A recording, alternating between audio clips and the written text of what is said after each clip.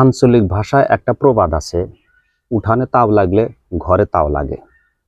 কথাটার অর্থ, যদি উঠানে আগুন লাগে আপনা আপনি ঘরে একটু তাও লাগবেই।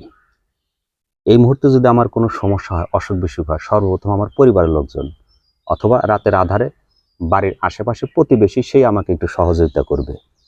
এছাড়া সহযোগিতা করার কোনো মানুষ নাই।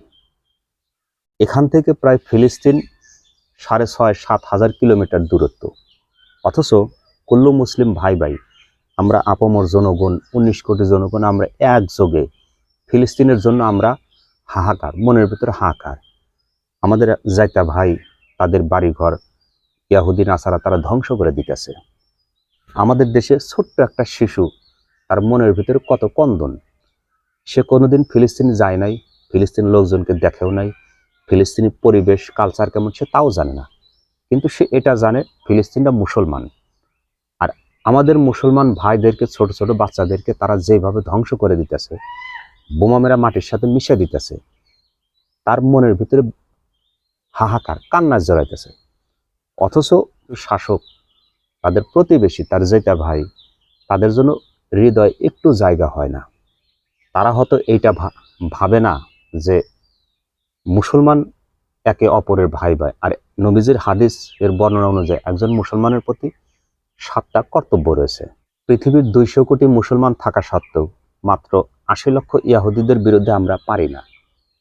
যে সমস্ত দেশগুলা তাদের অর্থ, সাম্রাজ্য আর সম্পদ ভরপুর, আল্লাহ তাআলা তাদের কি দেয় নাই, সমস্ত কিছু নিয়ামত তাদেরকে দিয়েছে, অথচ তারা মুখে চুপ মেরে বসে আছে। নবী করিম সাল্লাল্লাহু আলাইহি সাল্লামের হাদিসের বর্ণনা অনুযায়ী কিয়ামতের দিন যে হাসর নাসর হবে, সেটা হবে ফিলিস্তিনের মাঠ, ফিলিস্তিনের আল আকসা। হাদিস শরীফের বর্ণনা অনুযায়ী যদি ফিলিস্তিনের মাঠ আল আকসা যদি হাসর নাসর হয়, কিয়ামতের মাঠ হয়, তাহলে পৃথিবীর 200 কোটি মুসলমানের গাজা, ফিলিস্তিন একটা গুরুত্বপূর্ণ জায়গা। অথচ তারা এই নিয়ে কোনো মাথা ব্যথা নাই। প্রত্যেক মুসলমান ভাই ভাই, নিজের আপন ভাইগুলা তারা ধ্বংস হয়ে যেতেছে, অথচ তারা এদিক দিয়ে তারা কোনো হুঁশ নাই। তাদের খেয়াল একটাই, পৃথিবীর কোন দেশ গরিব, কোন দেশে বড় একটা মসজিদ দান করা যাব, আর মসজিদে টাকা দিলে, মসজিদ বানা দিলে ওই দেশের জনগণ মসজিদে নামাজ পড়বো, আল্লাহ আল্লাহ করবো। আর আমরা সারা জীবন যাই করি, যাই আকাম কুকাম যাই করি, কারণ আমরা পৃথিবীর প্রত্যেক এমন কোনো দেশ নেই যে আমরা মসজিদ বানাই দিই। সে দেশের মসজিদে মুসল্লিগুলা যখন নামাজ পড়বো, আর এই মুসল্লিগুলা নামাজ পড়লে আমরা আজীবন ঘরে বসে থেকে ফ্লেক্সিলোডের মতো সবগুলা পাওয়া যাবো। কারণ আমরা তো টাকা আছে, মিলিয়ন মিলিয়ন, আমরা সব টাকা দিয়ে কিনে নিতেছি। এটা আমার ক্ষুদ্র মনের একটা ধারণা। পৃথিবীর মানচিত্রে দরিদ্র দেশে অসংখ্য মসজিদ মিডল ইস্টের শাসকরা দান করছেন। বিশেষ করে আমাদের বাংলাদেশে অসংখ্য মসজিদ আছে যে মিডল ইস্টের শাসকরা সম্পূর্ণ মসজিদটা তৈরি করে দিয়েছেন। তারা তৈরি করে দিচ্ছেন, ভালো কথা, তাদের টাকা আছে, অর্থ সম্পদ সবকিছু আছে। তারা এটা জানে যে মুসলমানরা যখন ওই মসজিদে নামাজ পড়ে ইবাদত বন্দি করবে, কিয়ামতের আগের দিন পর্যন্ত যখন ওইখানে নামাজ চলবে, আমরা ততদিন পর্যন্ত আমরা সবগুলা পাওয়া যাবো।